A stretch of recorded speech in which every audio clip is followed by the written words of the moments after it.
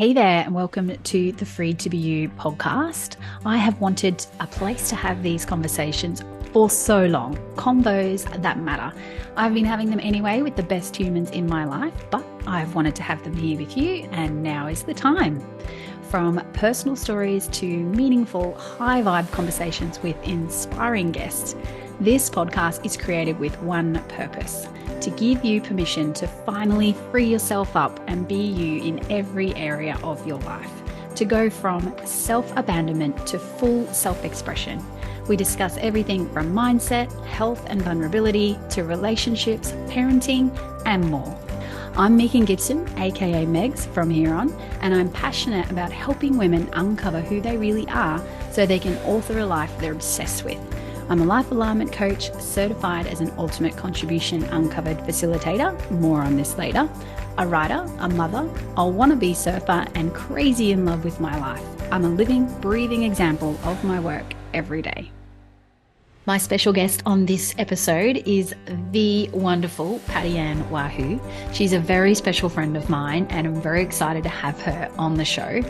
In this episode, we discuss how important it is to be self-expressed in our relationship and communicating your authentic truth in order to co-create a space for intimacy to thrive in and out of the bedroom. I've personally worked with Patty over the last few years and uncovered the things that I wanted and have now created in my own relationship. So I know you're going to love this extremely juicy combo. Patty is an intimacy and sex specialist who helps people improve their relationships and understand their desires. She emphasizes the importance of knowing what one truly wants in a relationship beyond just knowing what we don't want. Sexuality, love, confidence, and self-empowerment are key elements that she focuses on to promote respect and uniqueness. Patty is a mother of 4 grown men and 3 grandchildren. She finds joy in their energy and their smiles, and she's currently studying a Bachelor of Social Sciences with a major in psychology and minors in gender and sexuality studies. Patty is passionate about disrupting and educating in the field of sex and intimacy. Drawing from her personal experience, Patty consciously educates herself in relationships, self-love, and sensuality. Her goal is to empower individuals to make enlightened choices in their own relationships, creating lasting and positive effects in all areas of their lives. Let's get into what I can tell you was a very juicy chat with Patty. I'm so excited to introduce my guest to you today, the one and only Patty-Ann Waho, my amazing friend and a intimacy coach. So I first met Patty. I'll never forget. Do you remember when I first met you? The first thing I said to you, the first thing I ever said to Patty was, "I think I love you." You are so authentic. I love you. And I just wanted to be around you. And I have been for nearly 6-7 years now coming up. Yeah. Crazy. And I was just at the start of my own sort of personal development journey, just sort of starting to come into my own. And you've been a big part of that journey for me. So I'm really excited to have you on the show today. Oh, thank you. It's all I'm super stoked and excited and happy. Thank you for having me. Thank you. Yeah. Yes, I do remember that time. I was a little bit taken back because I think I was the MC for an event, and you just waltzed up to me, and I was like, oh, okay. Yeah, I was a little bit taken back, but it was beautiful to hear. It was beautiful. So thank you. Yes, and we have been friends ever since. Yeah, it's awesome. Yeah. Okay, let's get you. And I remember how that was just like something felt so natural for me to do, but it was really not natural for me to do. It's not something I did at all. So just shows how powerful it is to have such an authentic energy. It just draws people in, which is what I think we should talk about today. Yeah, let's do it. Yes, please. Yes, draw them in. Draw them into the bedroom. And I'm sure this is going to get a little juicy because, it's what we do. Maybe not as juicy as our personal chats, but let's dive in anyway. I know that for me in the past, expressing myself in relationship has been challenging and something you and I have talked about a lot, but super important. And I think that your take on that would be something that would really benefit people listening in today. So fire away. Yes. Well, I think before we even jumped on, I mean, when you were coming into your own, when we first met, you were in a relationship that you probably didn't feel like you could be your authentic self or speak your truth. I mean, I've been there, I've been in that kind of relationship. Not that that person was shutting me down, but he just wouldn't be able to hear or understand or comprehend what I was trying to say. And also, we've got to take responsibility. Sometimes we're not in a place where we fully know how to express ourselves in an assertive way, not an aggressive way or passive aggressive way. So the key is to be assertive when we're trying to express ourselves, fully. And now I'm very good at it, but when it's the person that's receiving it, if they're not in the energy where they can fully, receive authentic conversation, they will throw it back at you as you're crazy, or, you've got something going on, or you need to check yourself, because it's, they won't take responsibility for where they need to sort of redirect, I suppose, in a relationship. And do you feel where I'm coming from? So sometimes I'll give you an example. If you're feeling hurt, what most people do is they just throw that shit back at the person and blame that person. Project it, yeah.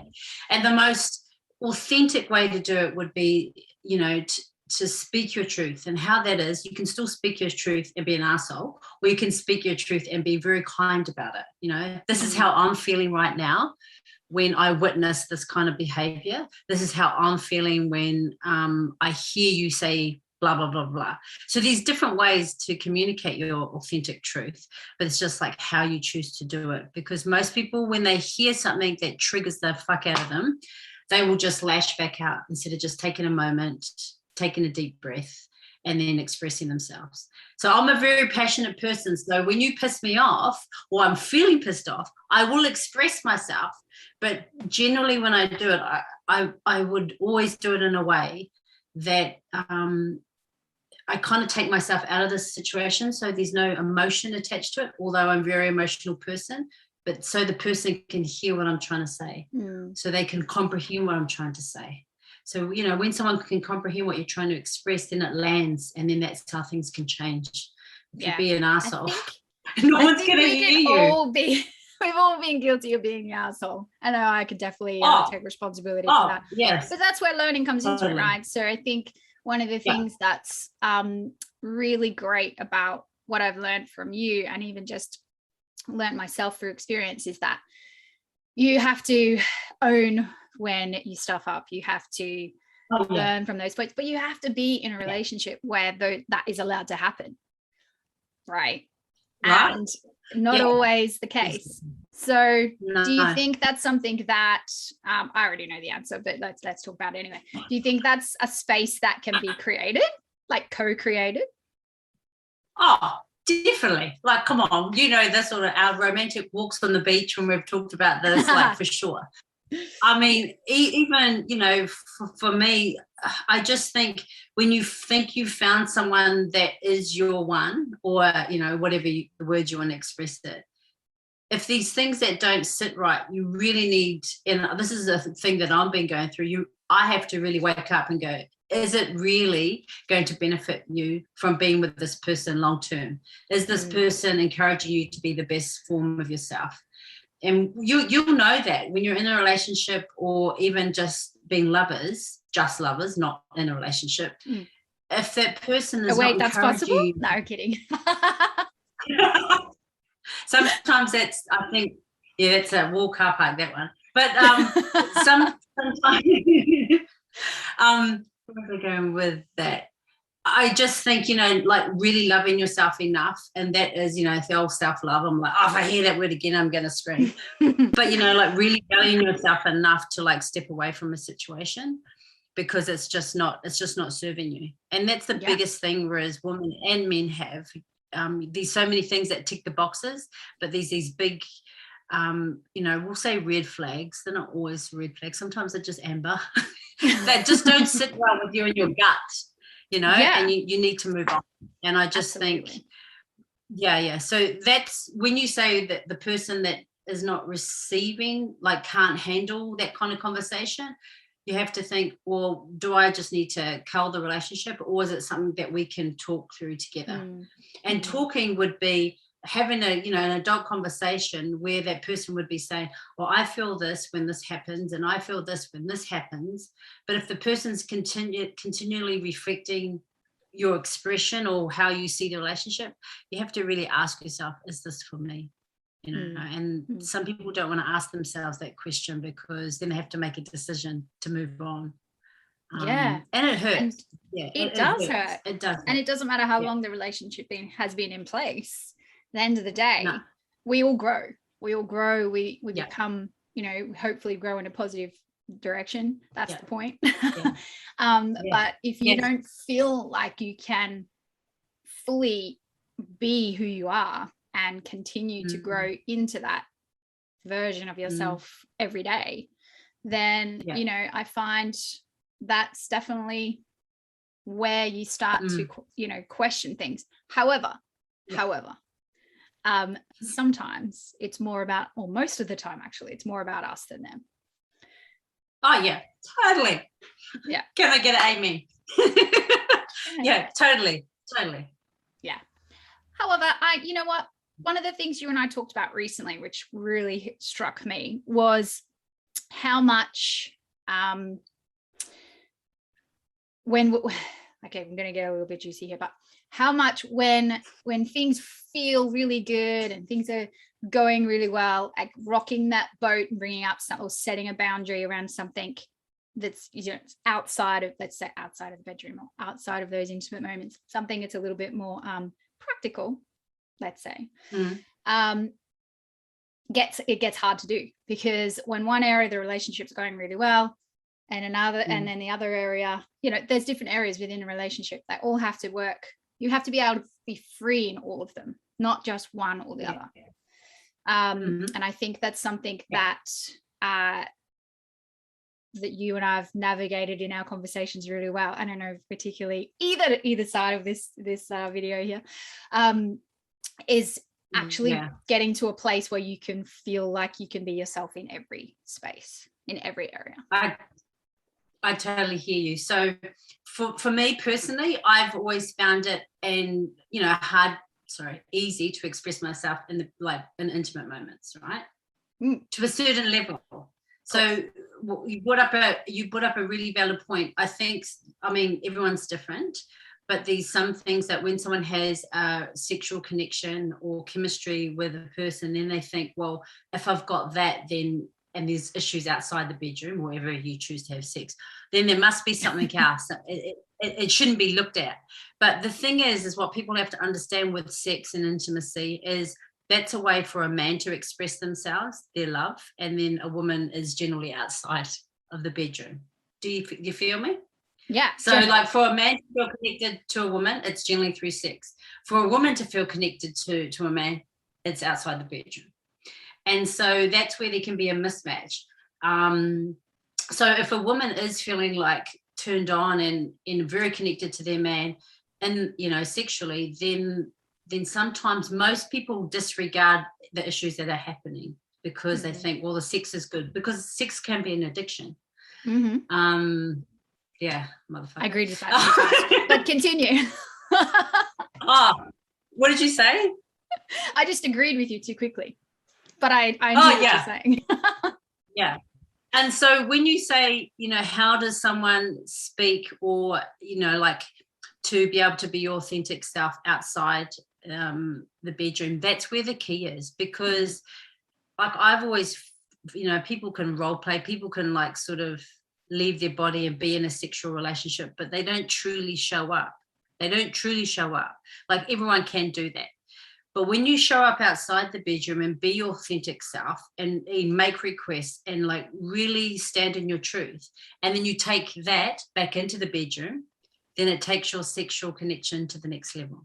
But most people stay here. They think, sex is great. Don't rock the boat. But the magic is outside the bedroom, is to be able to fully connect to that person, to have these really hard conversations, to share, like, for instance, I'm quite high vibe naturally, but if something really hurts me, it's quite difficult for me to share that with my lover, because I've always been the person that helps everyone out. I'm always like the person that's high vibes. I'm always everyone else's cheerleader. So for me to receive help, sometimes I do find it hard. And the biggest show tell would be if I can show that my true self to my lover. Do you feel me? Mm-hmm. I do. Mm. So whatever is right for a person in a relationship is just to show up. And how do you do this? Is by owning where you are at that moment, owning your own feelings, but sharing them. And then don't let that person that you're sharing them with twist the words, because if they start doing that, you really have to ask yourself, is this right for me? Yeah. And we've been in relationships where that's happened. We have. Well, not together, but separately. No. You're not my kind of flavor, girl, but hey, whatever. Oh, too funny. I like eggplant. Yeah, I think the biggest thing, and this is something you and I agree on a lot, is the key to, and I mean, a lot of people talk about relationships and they talk about communication, but I think that communication for communication's sake, whatever.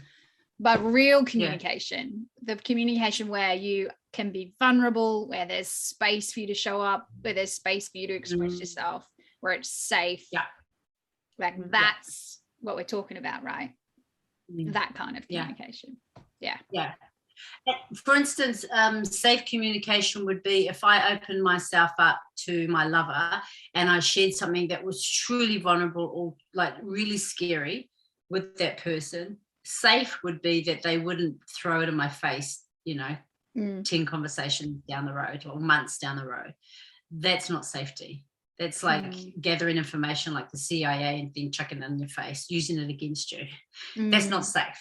No. And I just think when people have to really look at their relationship, big picture is just like how, bring it home. And in your gut feeling, everyone's got that intuition, but most people don't use it because they're scared of the answer.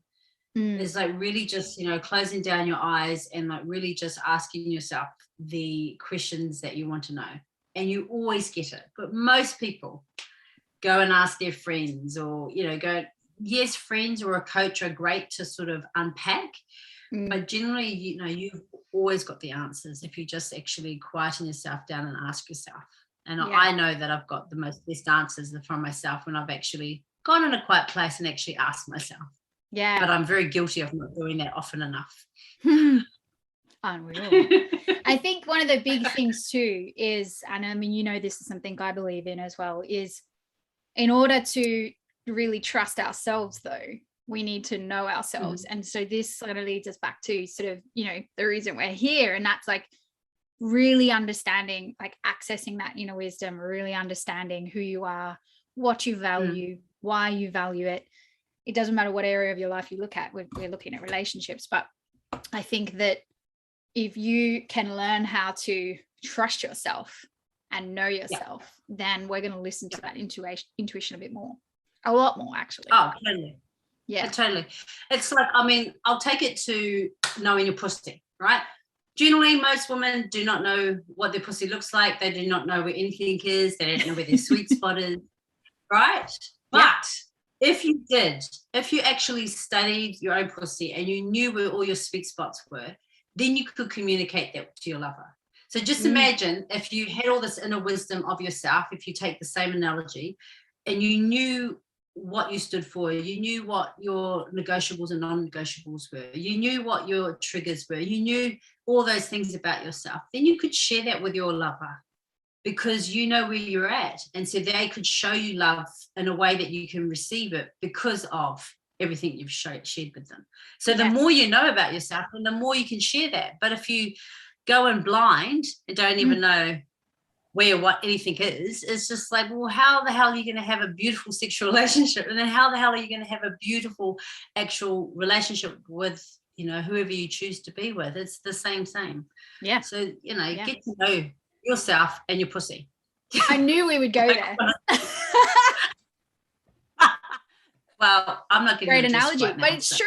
It's so true. It's so true. Yeah. I love it. Yeah. I love it. Know yourself. Yeah. This has been a very juicy conversation and valuable. I mean, we're probably, you know, we're talking about things that are talked about a lot, but we're talking about it from our own experience, from your experience as a coach. On that note, where can people get in touch with you? And what can they get in touch with you about? Well, if they want to get in touch with themselves, then they get in touch with me. So my name is Patty-Ann Waho. I'm sure we will spell that out later. And but yeah, my website is actually my name.com.au. And I'm releasing every first of the month, I'm releasing an online program where I work with, you know, women this time, and it's called Pussy Activation. So, you know, it's either you need to be reactivated or activated to, you know, come alive, and to be really connected to yourself. So then you can actually know how to connect to your lover, how to connect to yourself, connect to your lover, how to make requests, you know, how to own that slut, because slut's a great word. We all need to like just love our inner slut and to be able to be, you know, comfortable with that. Like, yeah, like, see, most people would think I'm like, that's a bad word. It's like, oh, hell no, bro. You need to own that slut. You know, and it's just like without any, you know, fear or judgment of yourself. And so, that's what that's about. Yeah, well, I will put all that in the notes of this episode. But I have had such an honor talking to you. I've had so much fun talking to you as always. Thank you for being here. And I think I'm going to have to be back. I've thought of at least 3 other things we could talk about just while we're talking here. But if you've enjoyed this and you think someone else could benefit from it, please do share it. Thank you, Patty. Love you. Still love you. Love at first sight. And I will see you very soon as well. Yeah, you will. Bye, my darling. Bye, darling.